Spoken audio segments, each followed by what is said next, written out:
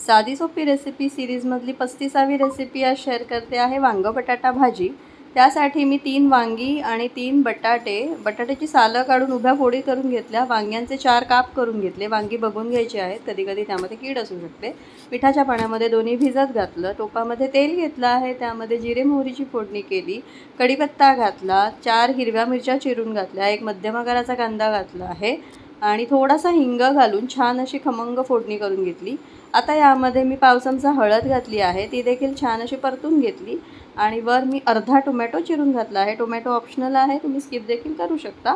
आता यावर ज्या भाज्यांचे तुकडे केले होते ते घातले आहेत आणि ही भाजी मस्त अशी परतून घेतली आहे। मोठ्याच फोडी केल्या आहेत, कारण नाहीतर त्या फार जास्त वांगं शिजलं तर त्याचं पूर्ण ते शिजून जातं।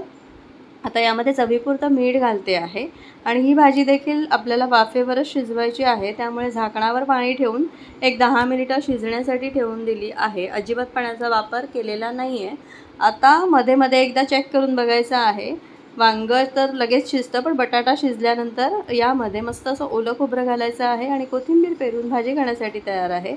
भाकरीबरोबर छान लागते, वरण भाताबरोबर छान लागते आणि अगदी साधी सोपी आहे, अगदी पटकन होते। त्यामुळे ही रेसिपी नक्की ट्राय करून बघा। कशी वाटली मला कमेंटमध्ये कळवा। माझ्या रेसिपीज तुमच्या ग्रुप्समध्ये शेअर करा आणि अशाच माझ्या रेसिपीज पाहत राहा। थँक्यू।